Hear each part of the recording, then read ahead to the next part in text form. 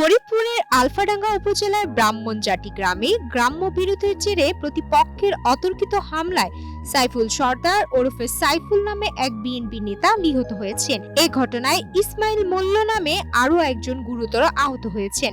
হামলার সময় কয়েকটি বাড়িঘর ভাঙচুর করা হয়। পরিস্থিতি নিয়ন্ত্রণে ঘটনাস্থলে অতিরিক্ত পুলিশ মোতায়েন করা হয়েছে। শুক্রবার ভোর ৩টার দিকে এই হামলার ঘটনা ঘটে।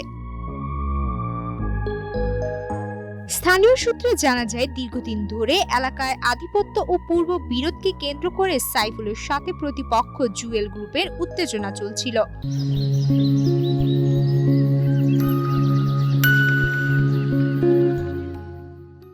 এরই জেরে রাতের বেলা প্রতিপক্ষের লোকজন দেশীয় অস্ত্র নিয়ে আলফাডাঙ্গা ইউনিয়ন বিএনপির সাহিত্য ও সংস্কৃতি বিষয়ক সম্পাদক সাইফুল সর্দারের বাড়িতে অতর্কিত হামলা চালায়। হামলায় গুরুতর আহত অবস্থায় সাইফুল সর্দারকে উদ্ধার করে হাসপাতালে নেওয়ার পথে তার মৃত্যু হয়। এ ঘটনায় আহত ইসমাইল মাল্যকে উদ্ধার করে ফরিদপুর মেডিকেল কলেজ হাসপাতালে ভর্তি করা হয়েছে। খবর পেয়ে আলফাডাঙ্গা থানা পুলিশ দ্রুত ঘটনাস্থলে গিয়ে পরিস্থিতি নিয়ন্ত্রণে আনে।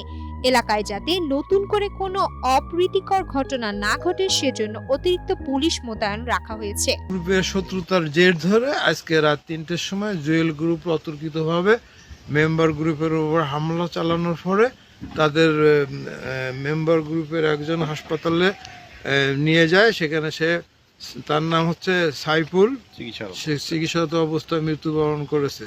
আমরা তাৎক্ষণিক সেই ভোর রাত থেকে ঘটনাস্থলে এসেছি। ওসি সাহেব আছে আমার সাথে, আমিও আছি। আমরা এলাকায় যে দেশীয় অস্ত্র কিছু উদ্ধার করেছি এবং একজনকে ব্যাপারে গ্রেপ্তার করা হয়েছে জুয়েল গ্রুপের থেকে। পরবর্তীতে আমরা এখানে অবস্থান করতেছি। মাননীয় পুলিশ সুপার মহোদয় অতিরিক্ত ফোর্স দিয়েছেন এবং বলেছেন যে এলাকার জনগণকে শান্ত করতে। এলাকার পরিস্থিতি তাদের সঙ্গে কথা বলেছি, জনগণ শান্ত আছে। আমরা পরবর্তী আইনগত ব্যবস্থা গ্রহণ করে পরবর্তীতে আরও যারা এর সঙ্গে জড়িত তাদেরকে গ্রেপ্তার করে আইনে সোপর্দিত করব।